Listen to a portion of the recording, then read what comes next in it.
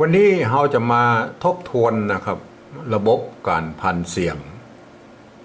ในภาษาล้านนาเนี่ยนะที่เคยบรรยายไปก่อนๆแล้วนะครับก็คงบ่เหมือนในภาษาไทยนะภาษาล้านนานะภาษาไทยเปิ้นมีไม่เอกไม่โทไม่ตีไม่จัตวานะกากากากากาเปิ้นก็อย่าพันไปแบบนั้นนะฮะแต่ในภาษาล้านนาของเฮาเนี่ยนะครับจะใช้ตัวกอไก่เนี่ยจะแบ่งเป็นสองส่วนก็คืออักษรต่ำอักษรสูงนะครับตัวกะกับตัวกะนะครับเอามาผสมกับไม่เอกไม่โทนะครับก็คือไม่เยาะกับไม่ซัดหรือไม่ขอจ้างเลยนะครับผสมกันไปก็จะออกมาได้6เสียงนะครับก็คือกากากากากากานะครับในอักษรสูงนะครับอักษรสูงก็คือตัวกะนะครับจะใช้ในเสียงเอกนะครับเสียงโทพิเศษเสียงจัตวานะครับอักษรต่ำนะครับตัวกะนะครับตัวกะเนี่ยจะใช้ในเสียงสามัญเสียงโทปกตินะครับเสียงตรีนะครับก็มีแค่นี้6เสียงนะครับแต่ในความจริงแล้วในภาษาล้านนานั้นก็จะมีอยู่ประมาณ8เสียงนะครับก็คือเสียงจัตวาเนี่ยในมันจะเพี้ยนกับภาษาไทยไปนิดนึงเริ่มกันนิดมันก็ถือว่าโอเคมันก็นิดหน่อยฮะก็ยังไม่ได้ก็สำหรับเสียงตรีที่เกิดจากสระเสียงสั้นนะครับมันก็จะบ่ถึงเสียงยาวแบบอี้นะครับมันก็จะได้แค่เสียงโทธรรมดาโทพิเศษเนี่ยนะอันนี้จะอู้กันทีหลังนะครับเรามาดูอักษรนะครับอักษรระบบการจับคู่อักษรนะครับ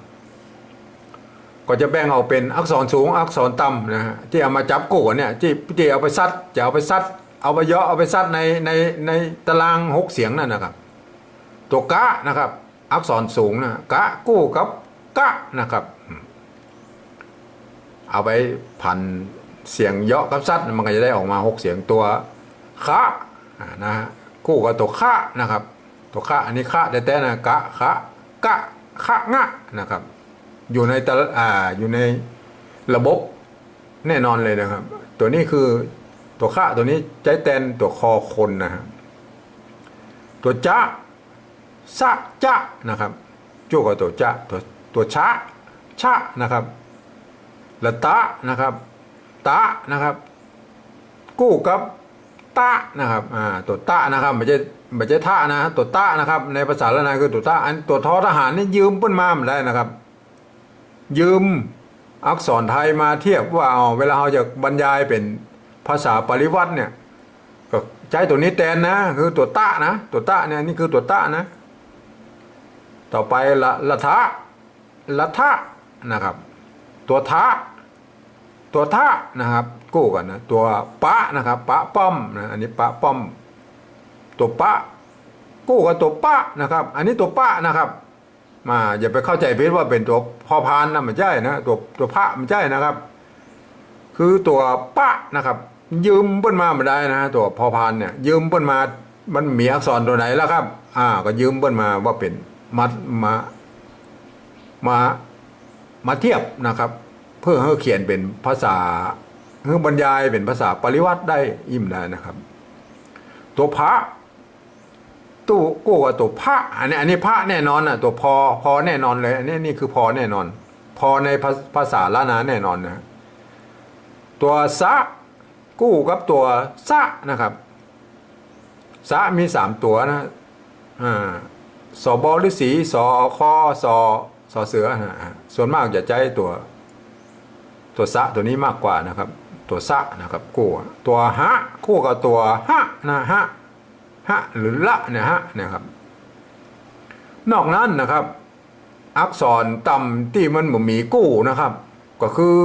ตัวงะนะครับตัวหน้ามะญะนะครับละวะนะครับคือตัวนี้มันมีนะครับ มันมีอักษรสูงนะครับ มันมีตัวในอักษรสูงเพราะฉะนั้นเราใจหอนะครับตัวฮะเนี่ยครับมันดึงเสียงนะครับมันดึงเสียงให้มันมาเป็นอักษรสูงนี่ได้ก็คือตัวงะนะครับเอามาผสมกับตัวงะนะครับ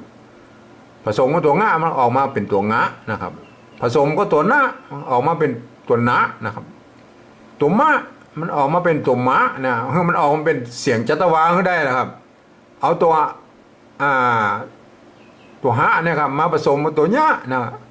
ออกมาเป็นตัวยะนะตัวยะตัวละนะครับตัวรอตัวละเนี่ยนะครับเอาผสมมาตัวฮะแล้วก็เรียบร้อยมันออกมาเป็นตัวละนะครับตัววะมันก็ออกมาเป็นตัววะนะครับเพราะฉะนั้นจุดประสงค์ที่ใจห่อนำเนี่ยก็คือเอามาดึงนะครับดึงเสียงไอ้เราเนี่ยที่มันมีกู้เนี่ยนะเพื่อมันมาเป็นเสียงอักษรสูงนะเพื่อมันจะได้ผันเสียงในตารางขึ้นได้นะครับเฮาในกรณีนี้นะเฮามาต้องจำเป็นเอาไปนำตัวกะนะครับหรือตัวจ้าเนี่ยมันออกเสียงจัตวาอยู่แล้วคืออักษรสูงเนี่ยเฮามาจำเป็นต้องเป็นเอาตัวหะไปนำมันก็เป็นมันก็คือบ่ต้องไปดึงเสียงแล้วมันดึงเป็นตัวกะอยู่แล้วนะครับมันเป็นตัวจ้าอยู่แล้วนะครับเป็นตัวตะอยู่แล้วนะบ่ต้องไปนำครับบ่ต้องไปนำเพราะนั้นจุดประสงค์ก็เอาแค่นี้แหละเอานำแค่นี้แหละครับนะครับสำหรับอักษรกลางนะครับของเฮาก็มีแค่นี้นะฮะตัวดะตัวบะยอยอนะตัวตัวอะนะครับอังนะเพราะนั้นมีแค่นี้เอาไว้อู้ทีหลังไอ้เรื่องนี้เป็นอันนี้เป็นตัวพิเศษนะครับ